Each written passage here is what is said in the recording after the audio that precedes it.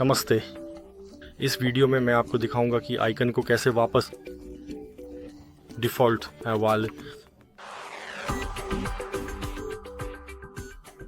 तो इस प्रक्रिया का पहला कदम होगा सेटिंग्स खोलना। सेटिंग्स में थोड़ा नीचे स्क्रॉल करें जब तक कि आपको थीम्स ना दिखें।